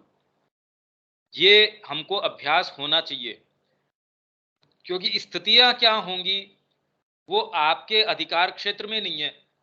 आप एक रूम में पैक होके नहीं बैठ सकते और आप इतने कि मेरे पास कोई दूसरी चीज न आए, मेरे दूसरी हवा न लगे, इसलिए मैं अपने आप को सारी चीजों से काट लूं। ये भी कोई जीवन जीने का कोई प्रैक्टिकल तरीका नहीं हुआ। ये हमको इस चीज के लिए प्रेरित करता है कि स्थितियां कैसी भी हों, सामने व्यक्ति कोई भी हो, कैसी भी सिचुएशन हो, उसके अंदर मेरे को अपने उद्देश्य की लाइट में उत्तर देना आना चाहिए। उसको मेरे को मोल्ड करना आना चाहिए। अगर मैं मोल्ड नहीं कर सकता तब तो फिर बाद के अंदर पानी के ऊपर पड़ा हुआ एक कॉर्क के जैसा हूं मैं। जैसे कॉर्क है, लहर आई उसने इधर फेंक दिया, दूसरी लहर आई उसने उधर फेंक दिया, फिर इसमें शिकायत करने की क्या जरूरत है। अगर सबसे पहले हमको तो हम कैसा जीवन जीना चाहते हैं, हमको ये प्रश्न करना पड़ेगा। ये तालमेल की हम तालमेल में बिठाना चाहते हैं तो तालमेल, जिसको हम तालमेल कहते हैं, वो एग्जिस्ट नहीं करता, वो होता ही नहीं है कि हम सामान्य जीवन में, आध्यात्मिक जीवन में ऐसा कोई तालमेल बिठाएं। तो ऑलरेडी आपके मन में विभेद तो है ही है, नहीं तो अपने आप में सामान्य जीवन और आध्यात्मिक जीवन बोल के कोई जीवन नहीं है। इस सामान्य और आध्यात्मिक का क्या मतलब है कि आपने जब पहली क्लास से पढ़ाई शुरू करी वो जीवन, और आज आपने एमए कर लिया वो जीवन। तो अगर ज्ञान को आप कहते हो तो एक अलग बात है कि आध्यात्मिक जीवन के अंदर एक श्रृंखला है, आपने शुरू किया, विकास किया, वो तो आप ये कह सकते हैं साहब ये एक श्रृंखला है, वो तो किसी भी जीवन में हो सकती है। पर आप ये कहें कि ये अदर वर्ल्डली है, ये दिस वर्ल्डली है, श्री अरविंद ने कहा भी ऐसी चीजें मेरे को नहीं समझ में आती। कि आप माँ से प्रेम करते हैं, नहीं करते हैं, आधा घंटा करते हैं, आधे समय करते हैं, ऐसे तो कोई अप्रोच ये समझ में नहीं आता कि ये बाहरी जीवन है। तो आश्रम में जी रहा है कोई, वो कौन से काम बंद कर देता है? पुंडीचेरी आश्रम में कौन सी चीज उन्होंने बंद कर दी? ऐसी कौन सी एक्टिविटी है वो जो नहीं कर रहे? हम यहाँ कौन सी ऐसी एक्टिविटी है जो नहीं कर रहे और ज्यादा गंभीर तरीके से कर रहे हैं? सामान्य व्यक्ति तो उतनी चेतना के साथ वो कर ही नहीं रहा। पर ये जो एक हवा बनाया हुआ है जबरदस्ती का, जबकि माँ कह रही है बुद्ध के समय आध्यात्मिक जीवन एक ऐसा जीवन था कि सामान्य व्यक्ति भी उसके लिए एस्पायर करता था, क्योंकि वो परिपूर्णता का जीवन है। आप इसलिए ये बात करते हैं क्योंकि ऐसे जीवन से आपकी आसक्ति इतनी जबरदस्त रूप से है, तो आपको लगता है अभी ये तो मेरा छूट जाएगा। पर छूटने को आपके पास वास्तव में है क्या अज्ञान के सिवा? और अगर वो चीज आपकी कीमती है तो फिर आप आध्यात्मिक जीवन में जाना ही क्यों चाहते हो? ये कितना सीधा सीधा लॉजिक है। आप कहें मैं आध्यात्मिक जीवन में जाना चाहता हूं, इन चीजों का त्याग करना चाहता हूं, तो मतलब वो आपके लिए वैल्यूएबल है। तो अभी भी अगर आपकी चेतना उनको वैल्यूएबल मानती है तो स्थान परिवर्तन से थोड़ी कोई साधना हो जाएगी कि आप आश्रम में चले गए, साधना हो गई, इन प्रेमिसेस के अंदर आ गए तो आपका बाहरी जीवन हो गया। आप सोच के तो आपका फ्रेमवर्क तो वैसा का वैसा ही है, उसमें तो कोई मूलभूत परिवर्तन आया नहीं। तो आप जो कह रहे हैं उसका मेन कारण है आपकी इनसफिशियंसी, आपकी अभी अपर्याप्तता। और जीवन के अंदर ये निर्णय अभी तक कि मूल मेरा केंद्र क्या है, कि मैं थोड़ा ये कर लूं, थोड़ा वो कर लूं, जैसा कि सामान्यतः देखने को मिल ही रहा है, मैं थोड़ा तालमेल बिठा लूं, माँ की शिक्षा भी जीवन में आ जाए। पर अब देखो प्रैक्टिकल तो ये है कि मेरे को ये काम तो करने ही पड़ेंगे। भगवान की तरफ भी जाने का मन है, पर देखो ये चीजें तो करनी ही पड़ती हैं। तो आपके पास वो पूरी लिस्ट है जो आपको करनी पड़ती हैं, और उसमें लास्ट में भगवान आता है। भैया आप ये देख लो कि भगवान कौन से नंबर पे है। पहले नंबर पे भगवान है तब तो वो करने पड़ती है वाली लिस्ट आती नहीं। रमन महर्षि के हाथ के अंदर वो 1 रुपया था, वो ट्रेन के अंदर बैठे, बाकी नीचे फेंक दिया कि भाई इसकी टिकट दे दी, ये फेंक दिया वो। कि अगर भगवान है तब तो आवश्यकता है नहीं, और अगर वो नहीं है तो जीने से फायदा क्या फिर ऐसे जगत के अंदर। तो ये जिसके समझ में आ जाती है, रामकृष्ण जी के समझ में आ गई। उनके भाई ने को कहा कि भाई ये पढ़ना है, कहते इससे क्या होगा, कि पेट पालना होएगा इससे, और क्या होएगा, कि नहीं पढ़ना मेरे को। कौन सी चीज है जिसने आज भी विश्व को, उनकी जो शिक्षाएं हैं वो इतनी उद्वेलित करती है। सामान्य व्यक्ति के हिसाब से उनको अक्षर ज्ञान नहीं था, और अच्छे अच्छे जो माइंड वाले लोग हैं वो उनसे जाके निर्देशन लेते थे। सारा पावर इस चीज के ऊपर हैंग ऑन करता है कि आपका निर्णय है, उसका केंद्र है वो कितना सच्चा है। नहीं तो आप खुद असमंजस में हैं, आपके जीवन में कभी कोई पावर नहीं है, आप कुछ भी नहीं कर सकते। न तो आप सामान्य जीवन ही, जिसको आप सामान्य जीवन कहते हैं, वो अच्छे से जी सकते हैं, और न आप जिसको सो कॉल्ड आध्यात्मिक जीवन है उसमें ही प्रवेश कर सकते हैं। तो आप ठीक है, एक डेकोरेशन है, हर व्यक्ति अपने कमरे का डेकोरेशन अपने तरीके से करता है, तो जैसी उसके सामर्थ्य है उस हिसाब से वो डेकोरेशन चेंज करता रहता है। जब कुछ के पास सामर्थ्य नहीं होती, थोड़े समय बाद में अगर कुछ पैसा हो जाए तो एक फैशन है, गौशाला में हमने दान करना शुरू कर दिया, और इससे उनको बड़ा सेटिस्फेक्शन होता है। अब हम देखो, हम आध्यात्मिक होना शुरू हो गए, और अच्छा पैसा हो गया तो अब क्या करें भी, गौशाला में तो दान करते ही करते हैं, चलो एक काम करो, अपने आयोजन करवा देते हैं भागवत का। अब तो खुद को भी जबरदस्त ये आभास हो गया, और समाज भी आपको ये कि भी आप तो बड़े धर्मात्मा हैं, तपस्वी हैं, आपके नाम के आगे ये लगाना शुरू कर देंगे। तो आपकी ईगो पैसे से उतना सेटिस्फेक्शन नहीं ले सकती थी जितना कि आपको अब समाज के अंदर जो सामान्य लोग आपको जिस दृष्टि से देखता है, अरे भाई ये तो बड़े धर्मात्मा हैं, और उसके लिए आप कुछ भी देने के लिए तैयार है। भी कीमत है हर चीज की, आप बाजार के अंदर ये इतना पैसा देंगे ये चीज मिलेगी, आपने ये चीज दे दिया तो आपको ये सेटिस्फेक्शन मिल रहा है, इसमें बात ही क्या है। पर वास्तव में चुपचाप अपने आप को भगवान को दे देते हो बिना किसी रिटर्न, ये तो असंभव चीज है। और न आप ऐसे व्यक्ति को पहचान सकते, आपके पास क्या पैरामीटर है कि उसने दिया है कि नहीं दिया। आपके अगर पास में भी बैठा हो, आप तो ये देखोगे कि कितना दरिद्र है, तो उसने भगवान को अपने आप को दे रखा है। भारतीय संस्कृति में कभी भी दरिद्रता जो है प्रमाण नहीं था आध्यात्मिकता का, कोई भी ऋषि दरिद्र नहीं था। वो ऋषि से उनकी शादी हुई, उन्होंने कहा भी ये अच्छा, ये तेरे को ये महल वगैरह चाहिए, ठीक है, संकल्प मात्र से बना दिए। रावण आया, उसने कहा भी मेरे को पसंद है, ये मेरे को दे दो, का तथास्तु, तू ले जा बस। उन्होंने कहा महाराज ये क्या रहेगा, तेरे को यही तो दिखा रहे थे, हमारे संकल्प मात्र से बनती है ये चीज, आप चेतना ही दूसरी में हो। अब ये चीज कम्युनिकेट कैसे करो किसी दूसरे को। भी एक साइंटिस्ट जो है अपनी लैब के अंदर कितनी मशगूल होके वो परीक्षण करता है। जो सॉफ्टवेयर डिजाइन करते हैं डिफेंस के लिए, कोई भी डिफेंस है उसके लिए, जैसे आप कोई पनडुब्बी का सॉफ्टवेयर डेवलप कर रहे हो, तो वो साइंटिस्ट को जितने साल वो डेवलप नहीं करेगा, हो सकता है वो आपको बाहर नहीं आने दें सिक्योरिटी रीजंस के कारण। जैसे आपके कोई मंत्री आया, 3 दिन जहां है उस प्रेमिसेस से न तो किसी को बाहर आने देंगे न किसी को अंदर जाने देंगे, तो आप कहेंगे अरे ये तो बड़ी इनकी जेल हो गई, तपस्या हो गई। आप जब कोई परीक्षा के लिए तैयारी करते हैं रात भर जग के, कोई दूसरा तो कहे रे देखो कितना हम तो पार्टी कर रहे हैं इस टाइम। तो वैसे ही जब साधना के लिए व्यक्ति, जिसको हम तपस्या कहते हैं, अपनी सारी इंद्रियों को केंद्रित करता है, तो हम कहते हैं देखो बेचारा जीवन के मजे नहीं ले रहा।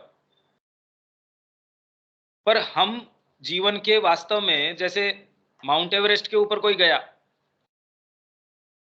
अब जिसको अपनी सेफ्टी पसंद है या जिसको एडवेंचर का कुछ पता ही नहीं है, वो तो कहेगा कि 20 जा रहे हैं उसके अंदर से कोई जरूरी नहीं है वापस आए, माउंट एवरेस्ट के ऊपर जा रहे हैं। आपके विश्व में जितने भी अभियान हैं सब बंद हो जाएंगे उस व्यक्ति के दृष्टिकोण से जो आराम पसंद है। जितने भी मार्ग खुले हैं साइंस के अंदर ले, चाहे किसी भी फील्ड में ले, व्यापार के अंदर भी ले, जब तक आप रिस्क फैक्टर नहीं लेके चलते, जब तक जो व्यक्ति रिस्क नहीं उठाता। अब दूसरे कहते हैं कि इसके पास इतना पैसा, अरे भैया रिस्क उठाई उसने, तेरे में तो एक क्षमता भी नहीं है इस करेज की कि तू रिस्क उठाए। यही बात आध्यात्मिकता के अंदर है। आप में विश्वास ही नहीं है कि परमात्मा आपका हाथ थाम लेगा, तो आप अपने जिन सिक्योर ग्राउंड्स पे चल रहे हैं उसके ऊपर चलते रहिए। तो सबसे पहले आपका जो प्रश्न है वो इस पे हैंग ऑन करता है कि क्या जीवन के अंदर मां आपके लिए सर्वोपरि है? क्या परमात्मा ऐसी चीज है जिसके लिए आप कोई भी चीज दांव पे, आपके लिए लगता है दांव पे, क्योंकि वास्तव में तो और कोई चीज है ही नहीं जो आप दांव पे लगाएंगे। आप कहेंगे अपना जीवन लगा दिया, तो जीवन तो वैसे भी चला जाएगा, तू उसका क्या कर सकता है? कि तू रोक के भी कोशिश करेगा। कोई भी व्यक्ति, ऐसे लोग हैं जिनकी हमको पता है 12-12 डॉक्टर उन्होंने जीवन भर पाले हैं, 12 डॉक्टर उन्होंने रखे जो रोज उसकी चेकिंग करते थे, और फिर भी मर गया। तो आपके पास सारे कारण है सिक्योरिटी के, अगर वैसे ही चलते हैं तो ये सारी चीजें केंद्रित उस एक मेन प्रश्न के ऊपर है। शब्या जी। तो भैया अगर जिसके अंदर समझ ये रहे हैं, इन मेन चीज निर्णय ही है कि यदि आप निर्णय कर लिए और उसी रास्ता में चलना शुरू किए तो फिर कुछ ही नहीं है। लेकिन वास्तव में सब लोग इन निर्णय ही नहीं ले पाते हैं कि हमको यही करना है और इसके अलावा कुछ नहीं। पहली चीज है निर्णय, मेन चीज यही है। नहीं पहली है, अभी तो और आगे आनी है। आपने निर्णय कर लिया माउंट एवरेस्ट पे जाएंगे, पर चढ़ थोड़ी गए आप, इसलिए पहली चीज है। अभी आपने कहा कि मैं मेडिकल प्रोफेशन में जाऊंगी या जाऊंगा, वो निर्णय करने से थोड़ी पहुंच गए। अब आपको परसिवियरेंस भी चाहिए, उसके अंदर पेशेंस भी चाहिए, सारी चीजें चाहिए उसके लिए। माया का जितना विभूति सब है, गुण सब है, सब एक दूसरे से कनेक्टेड है। एक आएगा तो उसके साथ साथ दूसरा भी आएगा ही, उसका जरूरत ही रहेगा तभी। हाँ, एक ऐसा मैकेनिज्म है, देखिए वो तो जो इस जीवन के अंदर है तो लागू होता है, अदरवाइज तो खाली पढ़ने से ये चीज लागू नहीं हो सकती। नहीं, प्रैक्टिकल का चीज है भैया, हाँ, प्रैक्टिकल का चीज है। और उसके अंदर भी इतने ज्यादा इसमें छद्मवेश है कि अगर आप व्यक्तिगत शक्ति सामर्थ्य से कोशिश करो कि मैं साधना कर लूंगा, ये असंभव है।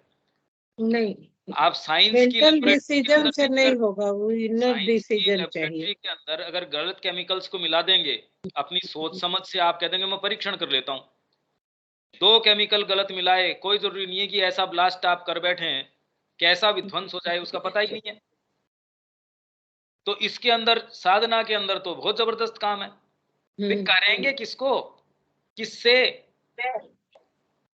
ये एक मोटी बात है। हाँ जी विवेक, बताओ कोई बात। तो मैं ये बोल रहा था कि अगर जिसके पास ये डिसीजन हो कि उसने अपना जीवन एक भगवान के लिए ही अर्पित कर रखा है, और उसके साधना क्रम में ऐसे होते हैं कि वो जुड़ाव महसूस करता है, लेकिन ऐसे तत्व आते हैं जो उससे अलग कर देते हैं, तो क्या ये भी इनसफिशियंसी है या फिर ये कुछ अलग चीज है जो बार बार उसको आकर उस चीज। इनसफिशियंसी तो हमेशा ही है। अच्छा। अरे भी जुड़ने से क्या मतलब हो गया? आप तो ये तो क्रम चालू हुआ है। साधना कोई एक आपने निर्णय ले लिया, आश्रम में चले गए या आप अपने स्थान पे हो, आपने सन्यास ले लिया या जो भी कर लिया, उससे कोई हो थोड़ी गई। उससे हो क्या गया? आपकी समाधि भी लग गई मान लीजिए, तो भी क्या हो गया उससे? उससे थोड़ी हो जाता है। ये तो यूनिवर्सल फोर्सेज हैं, ऐसी ऐसी फोर्सेज हैं जो हमेशा से चलती आ रही हैं, तो इससे फर्क नहीं पड़ता। हाँ, उनका आप किस तरीके से हैंडल करेंगे वो आपके निर्णय के ऊपर निर्भर करता है। फिर तो वो ज्यादा और आएंगी। अगर आप साधना का निर्णय लेते हैं, भाई मैंने क्या कहा आपसे कि वो किन पे अटैक करती हैं? एक तो ईगोइस्टिक है जिसमें कोई ऐसी चीज है, और एक ऐसा है जैसे कितने अटैक थे मां श्री अरविंद के काम के प्रति। वो कह रहे विश्व युद्ध जो है इस समय हो रहा है वास्तव में तो धरती के ऊपर भागवत चेतना न आए, ये हमारे काम के प्रति युद्ध है, उसके प्रति द्रोह है। तो ऐसी चीजें भी हो सकती हैं। जब आप सिंसियरली इस मार्ग पे चलते हो तो शुरू के अंदर कितनी जमी हुई चीजें हैं या कितनी ऐसी चीजें हैं जो नहीं चाहती कि आप इस मार्ग में आगे जाएं। इसीलिए इतना ये कठिन है, ये इतना सहज नहीं है। जब सुप्रामेंटल मैनिफेस्टेशन होगा,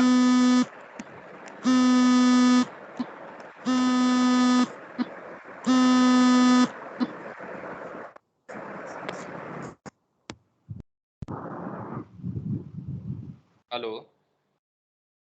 हाँ, मैं ये कह रहा हूं कि इसमें मैनिफेस्टेशन होगा तभी जाके इसके अंदर ये चीजें नहीं होंगी, अदरवाइज तब तक तो ये सारी चीजें हैं ही। इसीलिए जो रूपांतर का मां श्री अरविंद ने काम लिया है वो मूलभूत चीज है, और कोई सोच के कोई विचार करके माइंड की चीज नहीं है, वो तो फंडामेंटल चीज है कि हमने विचार कर लिया जी ऐसा होना चाहिए, कोई नीति की चीज नहीं है, मूलभूत चीज है। वो हुए बिना वास्तव में कोई लास्टिंग चीज कभी हो नहीं सकती। ये है, ये जो अगला पैसेज इसका है, ये जो प्रश्न से शुरू हो रहा है ना, but when we throw it out, ये अगली बार ले सकते हैं, क्योंकि अभी भी एक अगला पूरा सेशन हमारा शायद इसके अंदर लग जाएगा। मेरे ख्याल से अभी तक की बात क्लियर होनी चाहिए, और इसमें कोई आपके अगर पॉइंटेड क्वेश्चंस हों वो अगली बार हम हैंडल कर सकते हैं। ये भैया थोड़ा सा इनसफिशिएंसी को और क्लियर कर सकते हैं? हाँ, इनसफिशियंसी मतलब अभी उन चीज़ों को हैंडल करने की अभी हमारी सामर्थ्य डेवलप नहीं हुई है। इनसफिशियंसी मतलब भाई आज आप ये कहें कि बिल गेट्स है, उसको ये कहा कि आपको मैं 5 लाख रुपए दूंगा, उसको बताइए कोई विशेष फर्क पड़ने वाला है? या आप कहें कि मैं आपको 5 लाख रुपए दूंगा, 10 मिनट एक बार रुकिए आप, मेरे को नहीं लगता उसके कोई विशेष फर्क पड़ने वाला है। और एक व्यक्ति जिसने कभी देखे ही नहीं हो, जो बेचारा उसको पचा नहीं सकता हो, उसको अगर आप ये कहिए कि 5 लाख रुपए आपको देंगे, मारा जाएगा। वो अपना नुकसान कर लेगा शराब पी के या कोई और दूसरी चीजों में ऐसे लगा के जिसकी कि वो कंट्रोल ही नहीं कर सकता उसको। इनसफिशियंसी चेतना की एक छोटा सा अनुभव, लोगों को अनुभव होते ही नहीं, खैर ये तो एक कम से कम सेफ्टी है कि उनको अनुभव नहीं होते, और सामान्य तरीके से वो भेड़ बकरी की जैसे चलते रहते हैं। बिहार से ही एक व्यक्ति आए थे, अब वो कितना रस लेके अपनी वो बात बता रहे थे, इससे पता चलता है इनसफिशियंसी का। वो बोल रहे थे कि एक बार मेरे को ऐसा महसूस हुआ कि मेरे पीछे कोई एक कीड़ा चल रहा है, ऐसे लगा सिर के ऊपर चल रहा है। फिर मैंने हाथ से 5-4 बार झड़काया तो कुछ नहीं था। तो एक दूसरे व्यक्ति ने कहा नहीं नहीं, ये तो आपको एक अनुभव हो रहा है और ये होने दीजिए। अब वो कई साल पहले उसको कोई चीज हुई, वो रस लेके कई साल बाद वो बात बता रहा है। तो इससे ये पता चलता इनसफिशियंसी का कि व्यक्ति कितना लालची है कि मेरे को कोई ऐसा अनुभव हो जाए। और इतना हमारे बताया भी गया इसको, ये कुंडलिनी जागरण हो गई, आपको यहां से ये कोई तीसरी नेत्र है वो खुल गई, आपको दिखना शुरू हो गया, आपको भविष्य दिखना शुरू हो गया। अरे भाई, परमात्मा आपके अंदर है, वो क्या इन चीजों से प्रभावित हो सकता है? आप ये सोचिए कि आप अपने अंदर कोई ऐसी चीज कैरी करते हैं, अपने अंदर ऐसी चीज रखते हैं, तो वो क्या ऐसी चीज से प्रभावित हो जाएगा कि मेरे को ऐसा एक झंझनाहट सी महसूस हुई मेरे सिर के अंदर, वो आदमी मेरे को 5 साल बाद, 6 साल, 10 साल बाद बता रहा है? तो ये इनसफिशियंसी है, ये अपर्याप्तता है। और वो ये एक ऐसा व्यक्ति है जिसको क्षण क्षण पूरे ब्रह्मांड को भी हाथ से हिला दे ऐसे अनुभव हैं, और तो भी उसको कोई फर्क नहीं पड़ रहा। रामकृष्ण जी 6 महीने तक निर्विकल्प समाधि के अंदर रहे। 21 दिन बाद शरीर छूट जाता है। कोई भी अगर व्यक्ति आज तक भी जो रिकॉर्ड है, मैक्सिमम 21 दिन तक शरीर रहता है, उसके बाद में शरीर छूट जाता है। तो जो तोतापुरी जी, जो उनके गुरु, उनको जिन्होंने उनको ये बताया, वो फंस गए। उन्होंने कहा भी ये तो बड़ी समस्या की बात हो गई। तो बड़ी झकझोर के मुश्किल से, बड़े उनको ठोक पीट के यूं थप्पड़ वगैरह मारते थे, हिलाते थे जोर जोर से। तो बड़ी मुश्किल से कोई टाइम अगर आंख वो खोले तो एक कोई भी गस्सा है, कोई फ्रूट है, कुछ भी उनके मुंह में दे के ऐसे उन्होंने 6 महीने तक किया कि ये मर जाएगा, ये मेरे कारण मर जाएगा, ये क्योंकि 21 दिन से ज्यादा शरीर रह नहीं सकता, क्योंकि आप इस चेतना में रहते ही नहीं। जब वो ऐसी समाधि से बाहर आए, आते ही पहली प्रतिक्रिया उनकी ये थी, वो जाके, क्योंकि दक्षिणेश्वर के अंदर थे, माँ के सामने चले गए, माँ को जाके प्रणाम किया। तो ये इस बात ने तोतापुरी जी को ऐसा हैरान कर दिया कि ये तो अद्वैत अद्वैत के अंदर चले गए। अब तो कोई न मूर्ति बचती, न कोई भगवान बचता, ये क्या बात हुई। तो वो बड़ी असमंजस के अंदर थे। उन्होंने कहा भी ये क्या तब उनको धीरे धीरे ये चीज समझ में आएगी भी ये अनुभव है और है, मनुष्य इनका जितना जिस स्तर के ऊपर बनाता है, वास्तव में तो ठीक है ये।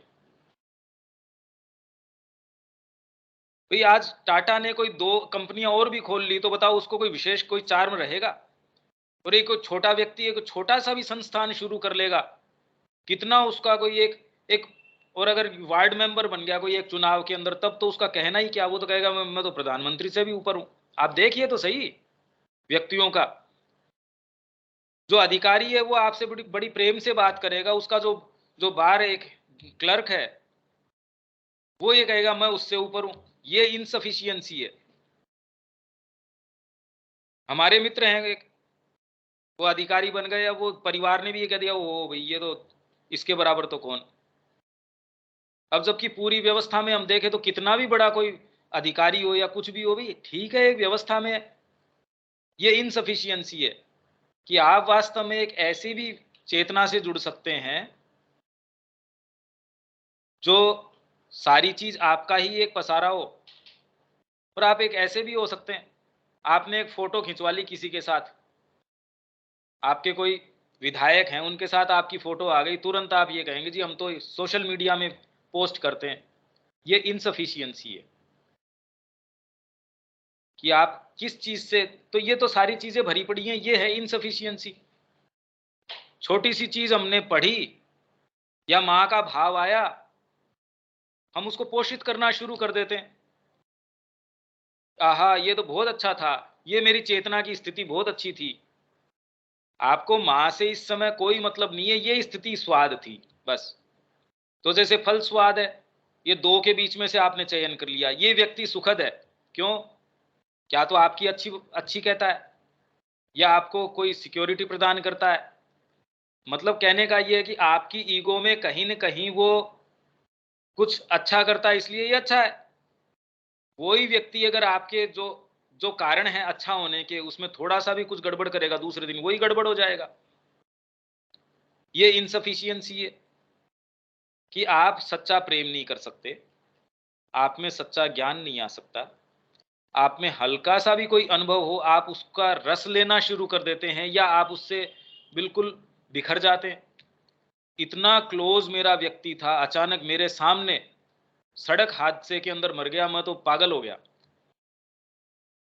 ऐसे लोग भी हमने देखे हैं जो मां श्री अरविंद को बड़ी घनिष्ठता से, वो कह रहे हैं बचपन से उनके पिताजी जो हैं वो मां को देखे हुए हैं, उनके परिवार का संबंध है और जेन्युइन उनकी अभिप्सा है। कोई परिवार का व्यक्ति जो है उसके साथ ऐसी घटना हुई, एक क्षण में कह देते हैं ये मां तूने क्या किया। तुरंत ये प्रश्न आ जाता है, ये इनसफिशियंसी है। हम तो खैर अभी तक वहां गए ही नहीं, हमारी इनसफिशियंसी तो अभी सतह की है, ये इनसफिशियंसी है। तो हर स्तर के ऊपर इनसफिशियंसी है।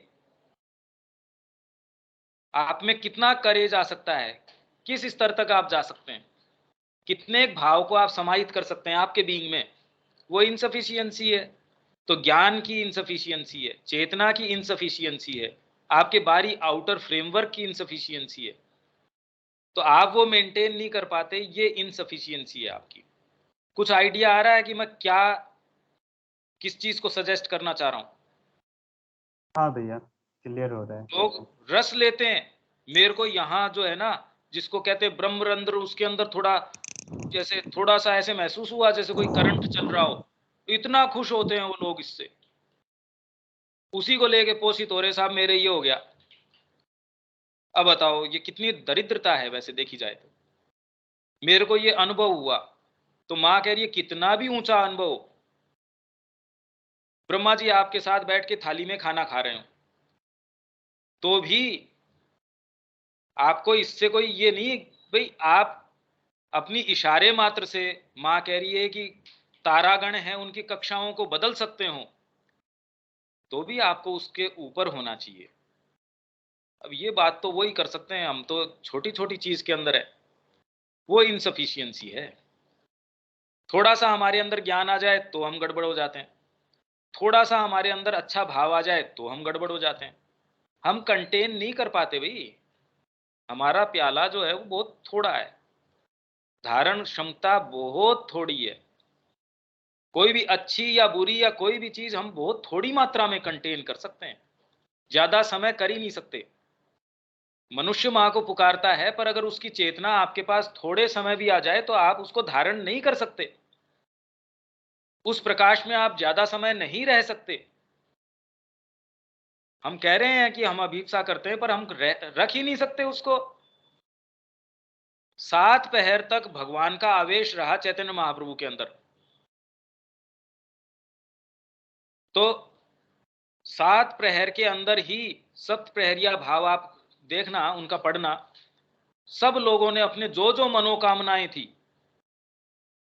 मतलब पूरी की पूरी डलिया भर भर के सब ने अपना उनको अभिषेक करवा दिया, नहला दिया, उनको जो जो खिलाना था, भर भर के थाल जिनको जो जो खिलाना था, सब अपने मन से पूरे तृप्त हो गए।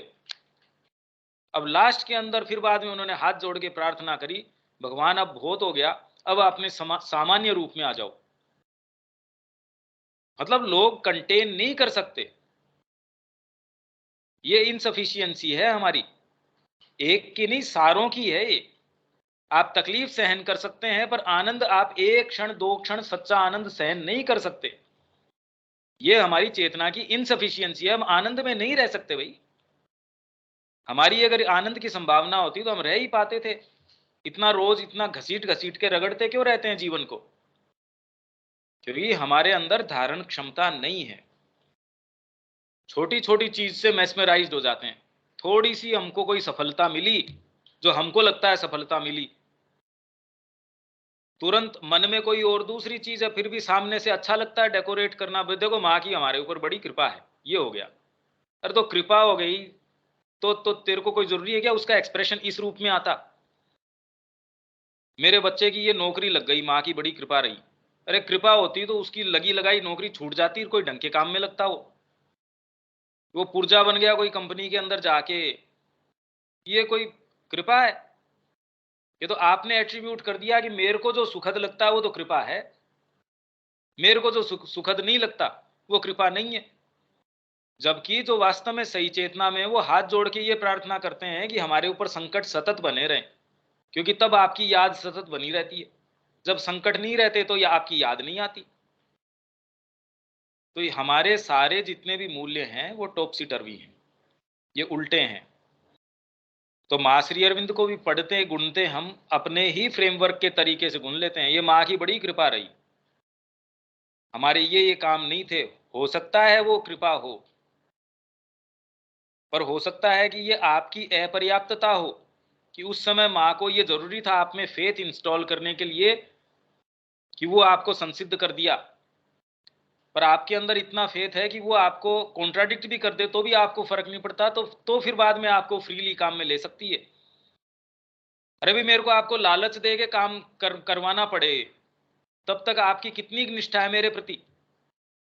जब मैं ये समझूं कि मैं इसके साथ कैसा भी व्यवहार करो, ये तो मेरा घनिष्ठ है ही, मैं इसको खारा भी बोल दूंगा मीठा भी बोल दूंगा, इससे मतलब इसको इससे कोई फर्क ही नहीं है, तो खुल के व्यवहार हो सकता है। तो ही परमात्मा भी खुल के व्यवहार कर सकता है। अभी तो हम एक छोटी छोटी चीज, हमको रिटर्न चाहिए। मैंने पढ़ा तो मेरे को चेतना आनी चाहिए थी, मैंने 2 घंटे ध्यान किया तो माँ की ये चेतना मेरे को मिलनी चाहिए थी। बार्गेन नहीं है तो और क्या है? पर ये बात कोई करता नहीं, ये तो कोई नहीं करता। हर जने को आनंद चाहिए, हर जने को माँ की चेतना चाहिए, और वो भी अपने टर्म्स पे चाहिए। माँ नहीं चाहिए, और माँ को हम अपने आप को उत्सर्ग कर दें वो भी नहीं चाहिए। मेरे जीवन की गाड़ी है और सुचारू अच्छी चले, नौकरी लग जाए, जीवन की जो समस्याएं हैं वो इनकन्वीनियंस हट जाए। आप बारीकी से देखिए, ये मेरे पहले थोड़ी समस्याएं थी, माँ ने बड़ी कृपा करी। अभी ये कौन सी कृपा हो गई? माँ श्री अरविंद का खुद का जीवन कभी शांति के अंदर नहीं था। श्री अरविंद का जीवन बचपन से कभी शांति के अंदर उस तरीके से नहीं था, और बाद में तो कभी शांति में था ही नहीं। आप चिट्ठियां देखिए उनकी, कितने पत्र वो रोज लिख रहे थे। और जब तक श्री अरविंद थे सशरीर, डेली काफी तो एनर्जी उनकी माँ को प्रोटेक्ट करने में जा रही थी। एडवर्स फोर्सेस तो ताक में ही थी। कितनी कहानियां आपने पढ़ी होंगी कि कितने लोग जाके फिजिकली माँ को असॉल्ट करने के लिए, कि उनको मारो, गला घोटो इनका, रूम तक में पहुंच गए थे। वहां रूम में पहुंच गए, हल्ला करने लग गए। ये वर्णन पढ़ो आप तो आपको पता चले कि वो उनका अटैक का मतलब क्या होता है, कब बढ़ जाता है, कब नहीं होता है। देखिए, जब तक हम ये सारे पत्र, सारी चीज, और वो भी एक पर्सपेक्टिव में, खाली पढ़ना भी अपने आप में क्या ठीक है, एक इंफॉर्मेशन होगा, पर वो इंफॉर्मेशन उतनी होगी जितना कि हाथी के 4 पांव या सूंड वगैरह सारे की नहीं अंधों ने पकड़े, पर उनको कभी ये पता नहीं चल सकता ये हाथी है।